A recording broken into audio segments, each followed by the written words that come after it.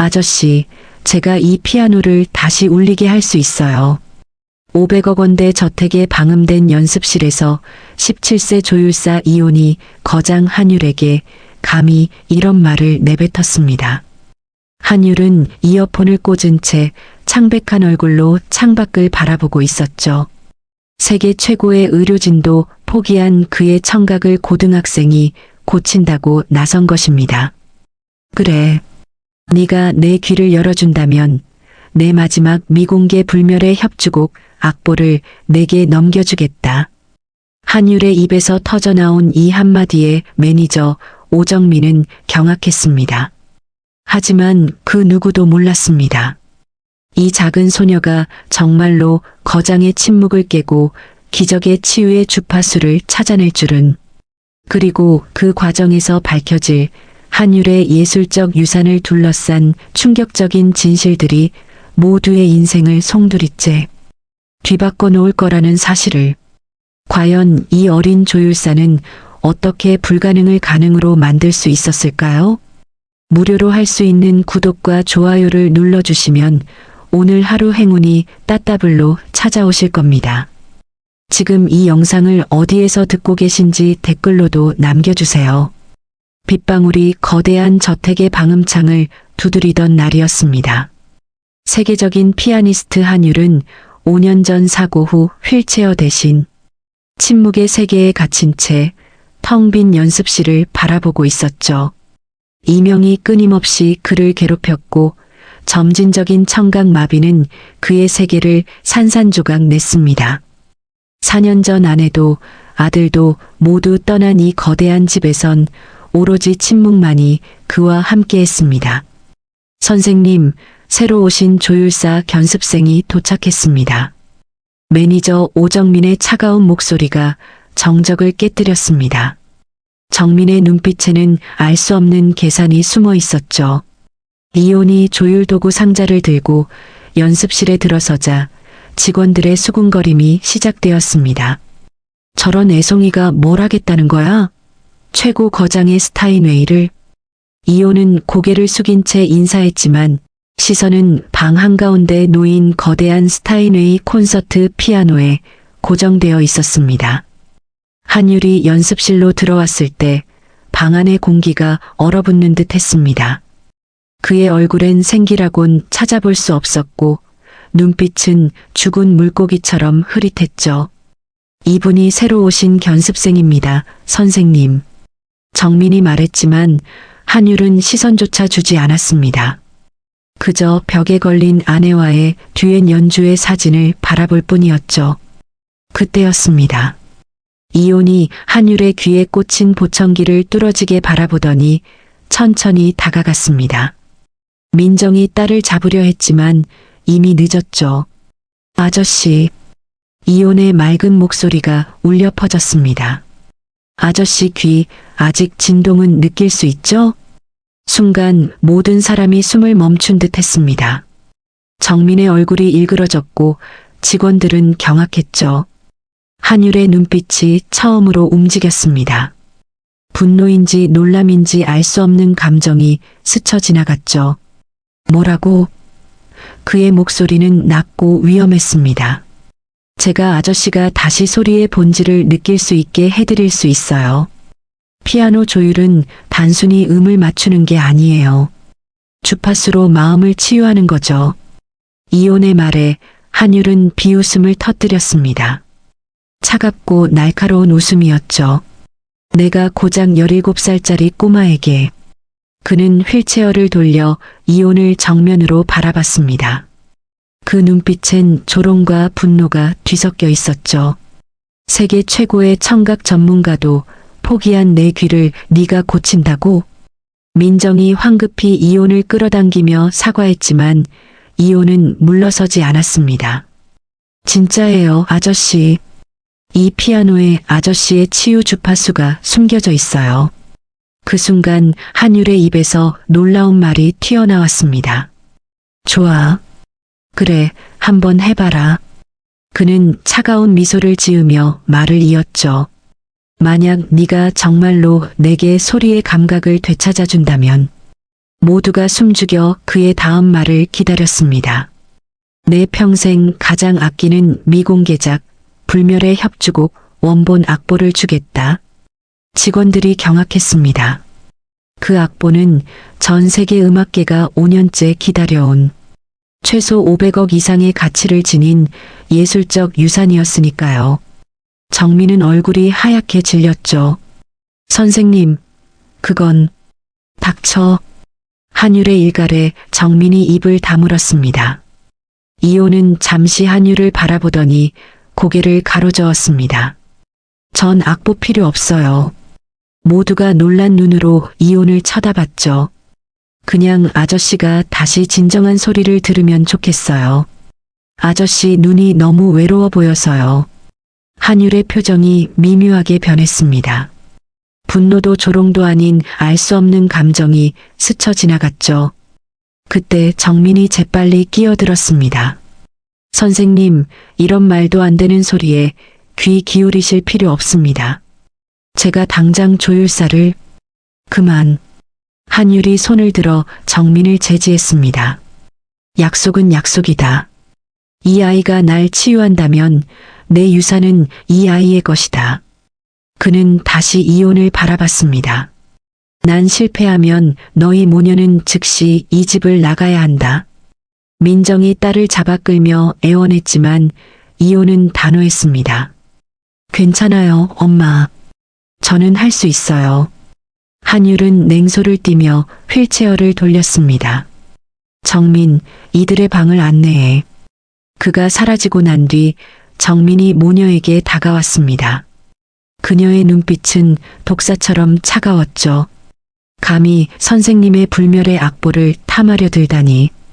그녀는 이혼을 노려보며 낮게 속삭였습니다. 곧 후회하게 될 거야. 그 악보는 내 아들의 것이 될 테니. 그날 밤 이혼은 창밖을 바라보며 중얼거렸습니다. 아빠가 말씀하셨어요. 소리를 잃는 건 영혼이 침묵하는 거라고. 민정이 딸의 머리를 쓰다듬으며 물었죠. 정말 할 수 있겠니? 이혼이 고개를 끄덕였습니다. 아저씨는 귀가 아픈 게 아니에요. 마음이 소리를 듣는 법을 잊어버린 거예요. 저택 어딘가에서 한율은 홀로 어둠 속에 앉아 있었습니다. 5년 동안 단 한 번도 누르지 않았던 그의 오른손 검지 손가락이 아주 미세하게 떨렸습니다.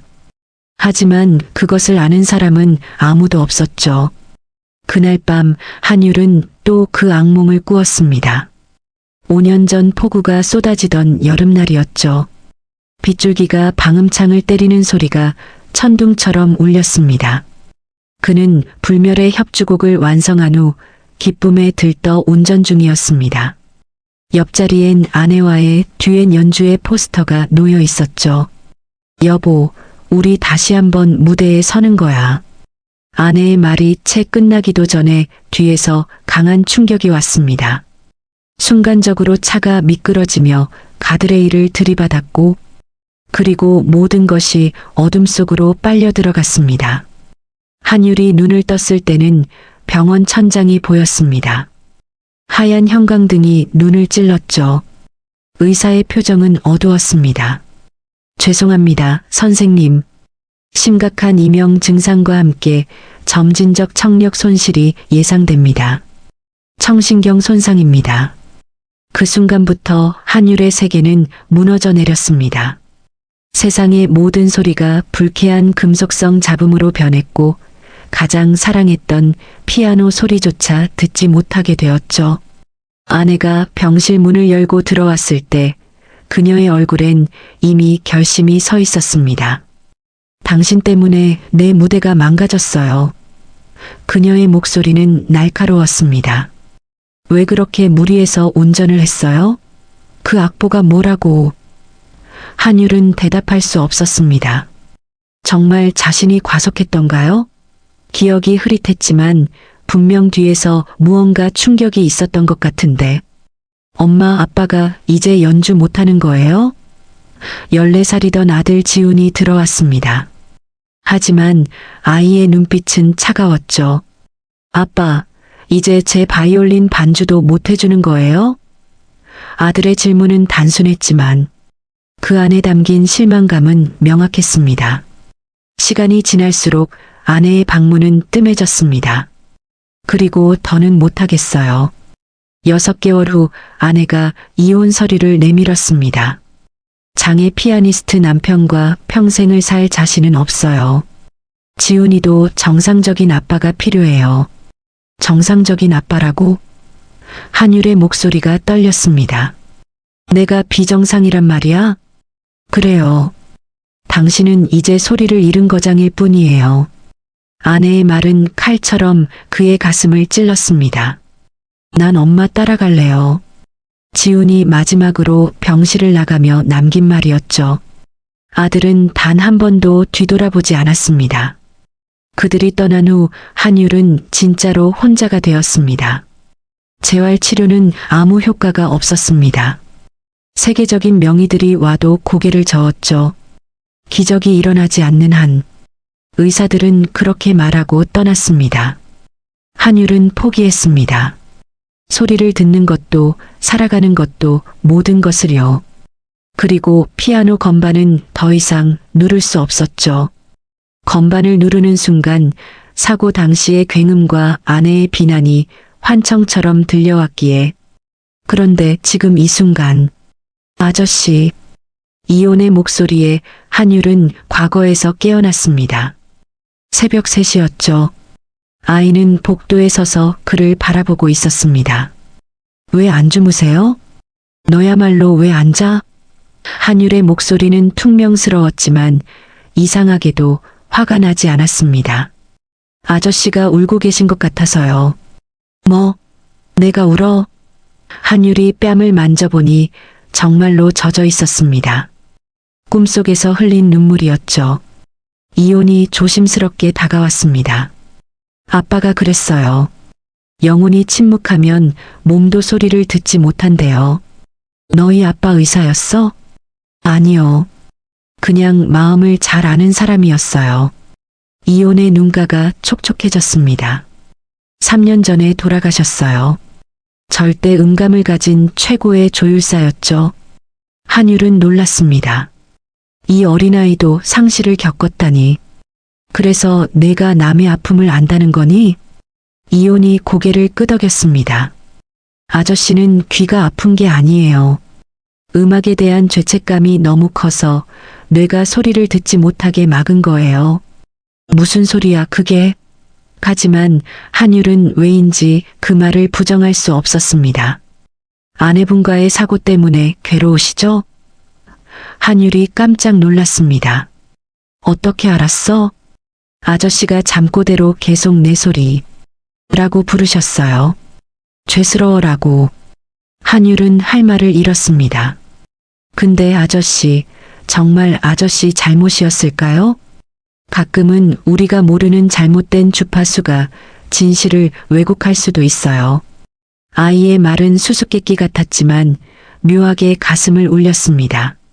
다음 날 아침 식탁에서 정민이 한율에게 보고했습니다.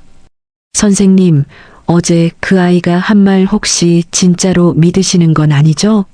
그 악보는 너무나 중요한 유산입니다. 내가 한 말은 번복하지 않아. 한율의 단호한 말에 정민의 눈빛이 차갑게 변했습니다. 그녀는 돌아서며 중얼거렸죠. 그럼 다른 방법을 찾아야겠네. 가짜 악보라도 만들어서라도. 한편 부엌에서 일하던 민정은 직원들의 수군거림을 들었습니다. 저 여자 딸 시켜서 거장님 홀리려는 거 아니야? 맞아. 악보 하나면 인생 역전이지.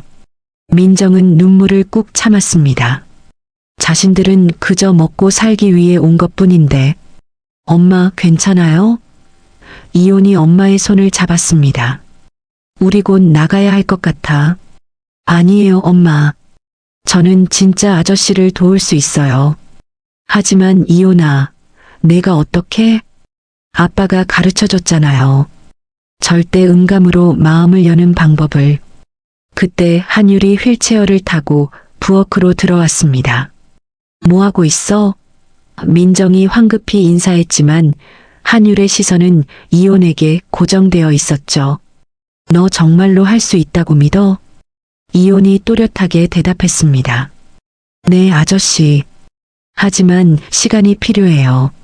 아저씨의 영혼의 피아노가 다시 조율될 때까지요.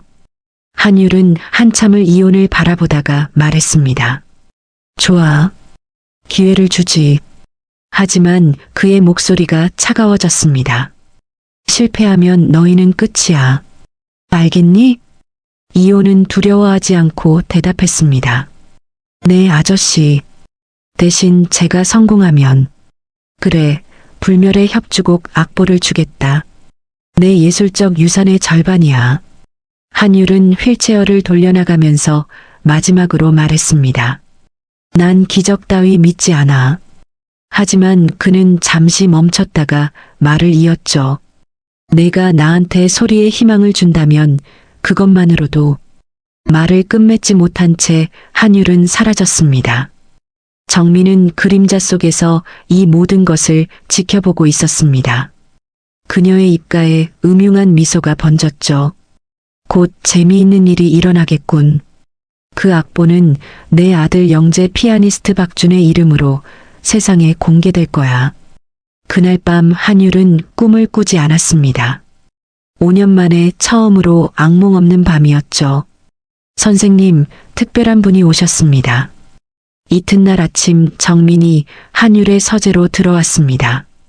그녀의 눈빛에는 묘한 기대감이 서려 있었죠. 특별한 분? 네.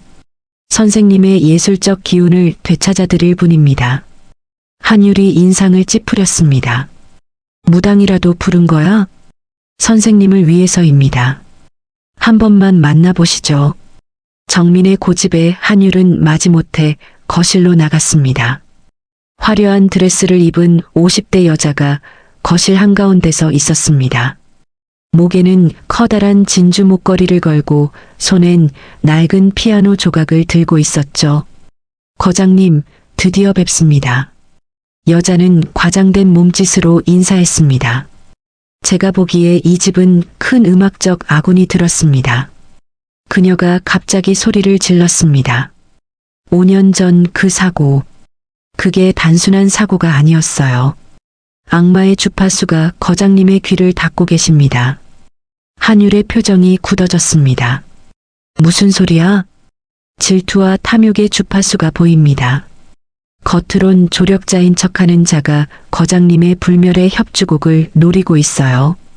여자의 말에 한율은 숨이 막혔습니다. 정민이 재빨리 끼어들었습니다. 보세요, 선생님. 이분이 다 아시잖아요. 여자가 갑자기 바닥에 주저앉으며 울부짖었습니다. 오늘 안에 정화 연주회를 열어야 합니다. 안 그러면 뭐? 한율의 목소리가 떨렸습니다. 선생님의 불멸의 악보가 이 세상에서 영원히 사라질 겁니다. 그리고 제가 5천만 원만 있으면. 5천만 원? 한율의 목소리가 차가워졌습니다. 네. 5천만 원으로 최고의 조율사를 불러 악마의 주파수를 봉인하면 선생님의 청각이 돌아올 겁니다. 여자의 눈이 번뜩였죠. 오늘 안에 결정하셔야 합니다. 내일이면 늦어요. 정민이 재빨리 거들었습니다. 선생님, 5천만 원이면 싼 겁니다. 악보를 지킬 수 있다면. 닥쳐. 한율의 일갈에 정민이 움찔했습니다. 그는 이온을 바라봤습니다. 아이는 여자를 똑바로 쳐다보고 있었죠. 무서워하지도 흔들리지도 않는 맑은 눈으로. 너 뭘 보고 거짓말이라고 하는 거야? 한율이 이온에게 물었습니다. 아줌마 손이요. 조율사의 손이 아니에요. 손가락 끝에 굳은 살이 없잖아요. 이온의 대답은 단순했지만 날카로웠습니다. 그리고 아저씨 귀는 귀신 때문이 아니에요. 마음이 다쳐서예요. 여자가 비웃음을 터뜨렸습니다. 마음? 애가 무슨 소리를 하는지. 5천만 원 받으면 정말 아저씨 귀가 열릴 수 있어요? 이온이 여자에게 물었습니다. 그럼 내가 보장한다. 그럼 실패하면 5천만 원 돌려줄 거예요? 여자의 얼굴이 일그러졌습니다. 뭐라고? 치료비 받고 못 고치면 돌려줘야죠. 이혼의 논리는 명쾌했습니다. 한율은 놀란 눈으로 이혼을 바라봤습니다. 17세 아이의 입에서 이런 말이 나오다니. 선생님, 이런 건방진 아이의 말을 믿으시는 건 아니겠죠? 정민이 다급하게 말했습니다. 한율은 한참을 침묵하다가 입을 열었습니다. 나가. 네. 무당이든 뭐든 당장 나가. 여자가 벌떡 일어났습니다. 후회하실 겁니다. 그 악보는 영원히 빛을 못 볼 거예요. 그녀는 저주를 퍼부으며 나갔습니다. 정민도 황급히 뒤따라갔죠. 거실엔 한율과 이혼, 민정만 남았습니다. 죄송합니다, 선생님. 이혼이 버릇없이. 민정이 사과하려 했지만 한율이 손을 들어 제지했습니다. 아니야. 잘했어. 그는 이혼을 바라봤습니다. 어떻게 알았어? 사기꾼인걸. 아빠가 그랬어요. 진짜 조율사는 소리로 말하고 진짜 치료사는 돈부터 말하지 않는데요. 이혼의 대답에 한율은 쓴웃음을 지었습니다. 내 아빠가 참 진실된 소리를 아는 사람이었구나. 네. 그래서 일찍 돌아가셨나 봐요. 착한 사람은 오래 못 산대요. 이혼의 말에 한율의 가슴이 찡했습니다. 그날 오후 정민은 사무실에서 누군가와 통화하고 있었습니다. 실패했어요.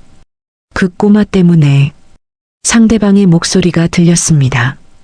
그럼 다른 방법을 써야겠군. 악보를 직접 처리해. 네. 이번엔 확실하게 처리하겠습니다. 불멸의 협주곡 은 반드시 준이의 것이 되어야 해요. 정민이 전화를 끊고 돌아섰을 때 복도에 그림자가 스쳤습니다. 누군가 듣고 있었던 걸까요? 저녁 식사 시간 한율은 이혼에게 물었습니다. 너 정말로 내 귀를 열 수 있다고 믿어? 이혼이 고개를 끄덕였습니다. 네. 하지만 아저씨가 먼저 마음의 조율을 해야 해요. 마음의 조율이 뭐야? 용서하는 거예요. 자기 자신을. 그리고 소리에 죄책감을 놓아주는 거죠. 한율은 말문이 막혔습니다. 자신을 용서하라고? 네. 아저씨는 스스로를 너무 미워해요. 그게 청신경을 닫고 있는 거예요.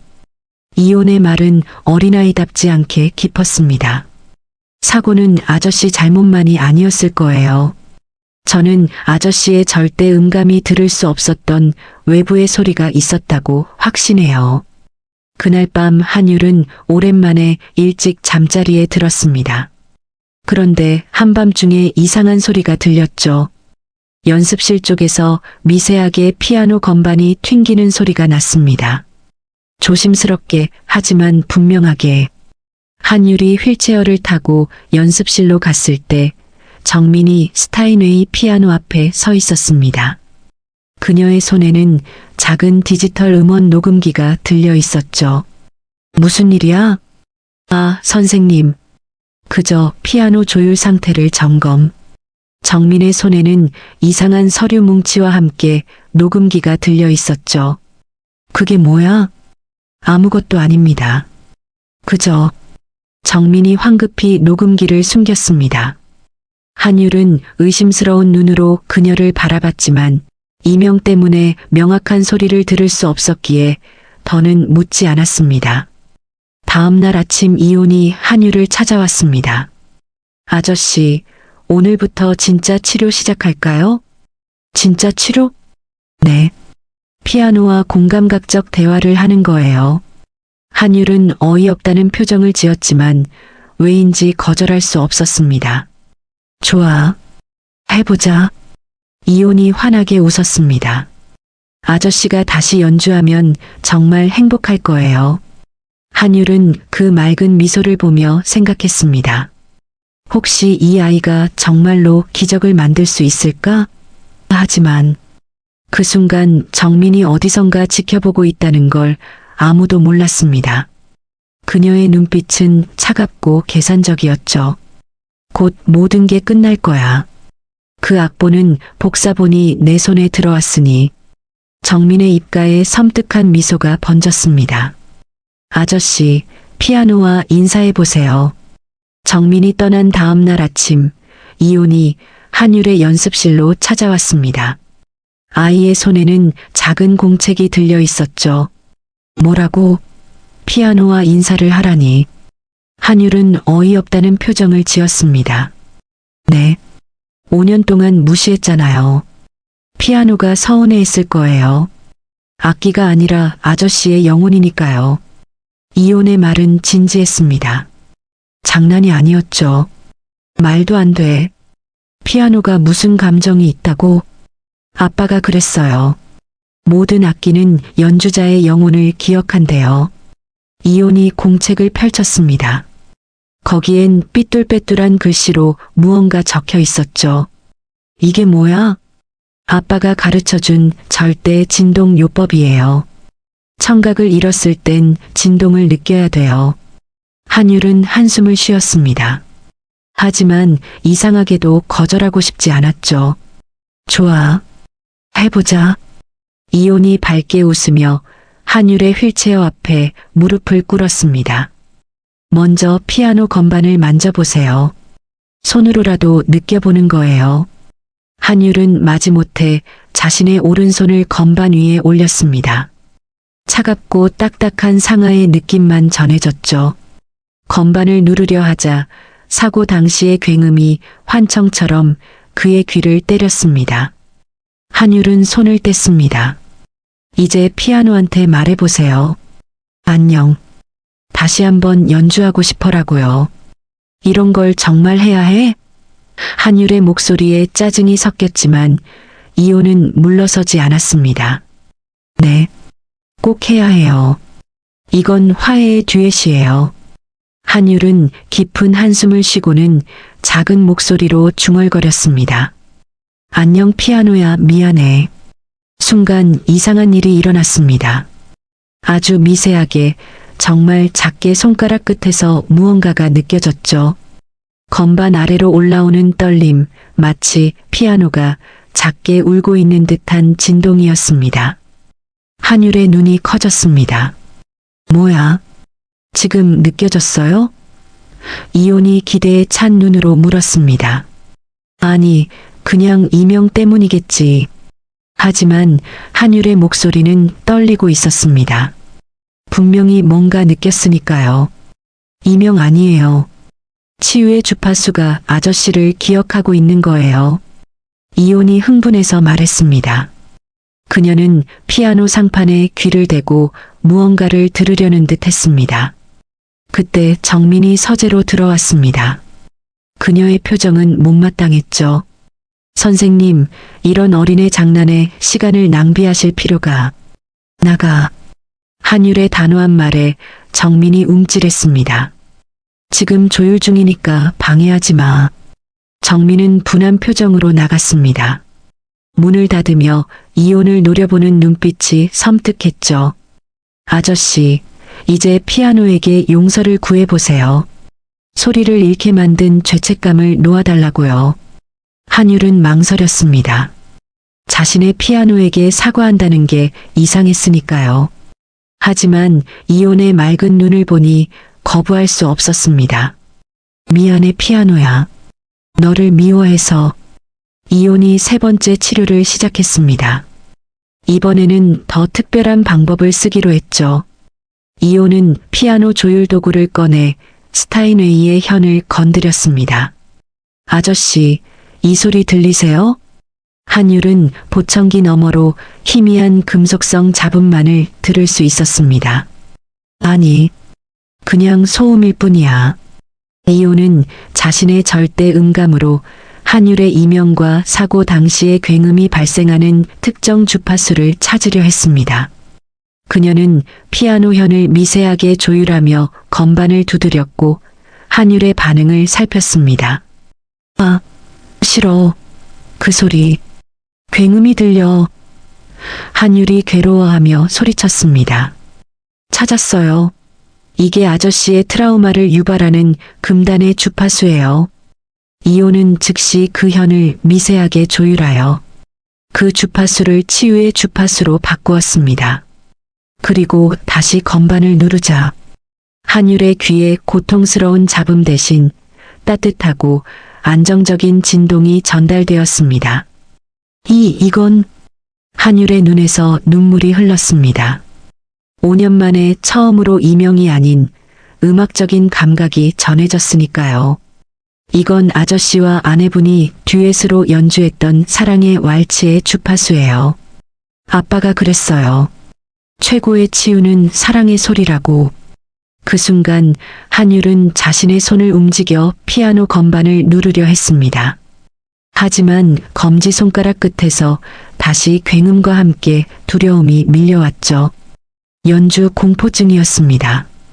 괜찮아요, 아저씨. 손가락이 아직 무서워하는 거예요. 마지막으로 아저씨에게 남은 가장 큰 죄책감을 해결해야 해요. 이온이 조심스럽게 말했습니다. 그건 아저씨의 소리를 훔치려 했던 배신자의 진실을 마주하는 거예요. 그날 오후 이온은 우연히 정민의 방을 지나다가 정민이 누군가와 통화하는 소리를 들었습니다. 악보 복사본은 완벽해. 이온? 그 꼬마는 내일 쫓아낼 거야. 그리고 불멸의 협주곡은 우리 준이의 데뷔작이 될 거야. 한율은 계속 청각 마비 상태로 침묵해야지. 이온은 충격에 휩싸였습니다. 정민이 악보를 훔치려 했을 뿐만 아니라 한율의 청각 마비 상태를 지속시키려 하고 있었던 것입니다. 그날 밤 한율은 서재에서 오래된 비상용 CCTV 화면이 녹화된 USB를 발견했습니다. 5년 전 사고 당시의 블랙박스가 아니라 저택 주변을 비추던 보안 카메라의 녹화본이었습니다. 왜 이게 여기에? 한율은 떨리는 손으로 파일을 재생했습니다. 화면 속에는 빗속에서 사고를 당한 그의 차 뒤로 정민의 개인 차량이 급가속하여 그의 차를 뒤에서 고의로 충돌하는 모습이 찍혀 있었습니다. 정민의 의도적인 뺑소니였죠. 이 장면은 5년 동안 사고의 죄책감에 갇혀 있던 한율의 영혼을 강타했습니다. 아내의 비난, 아들의 실망, 그리고 자신의 청각 마비. 이 모든 것이 정민의 유산 탈취 음모 때문이었다니. 아니야. 내 잘못이 아니었어. 한율이 오열하며 소리쳤습니다. 5년 동안 짊어졌던 죄책감의 짐이 단번에 무너져 내렸습니다. 그때 이온이 연습실에서 달려왔습니다. 아저씨, 진실이 밝혀졌어요. 이온아. 한율은 이온을 부둥켜 안았습니다. 정말 고맙다. 네 말이 맞았어. 악마의 주파수가 내 주변에 있었어. 이온은 정민의 통화 내용을 한율에게 들려주었습니다. 정민 아줌마가 아저씨 악보를 훔쳐서 아들 이름으로 발표하려고 했어요. 청각 마비가 계속되어야 한다고도 말했어요. 분노와 함께 기묘한 해방감이 한율을 덮쳤습니다.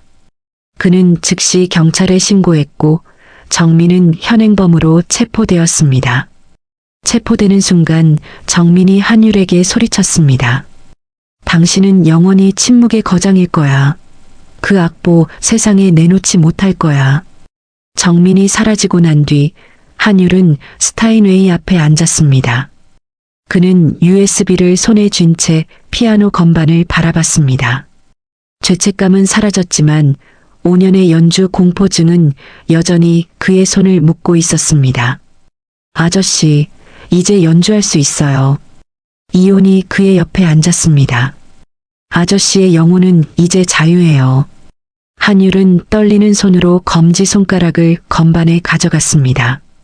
도음을 누르려 했지만 손가락은 움직이지 않았습니다. 안 돼. 안 돼. 굉음이 두려워. 아저씨, 소리를 듣는 게 아니에요. 진동을 느껴야 해요. 아저씨의 치유 주파수를요.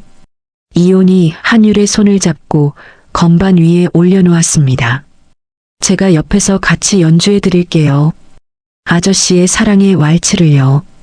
이호는 조심스럽게 피아노를 연주하기 시작했습니다. 단순했지만 따뜻한 멜로디였습니다.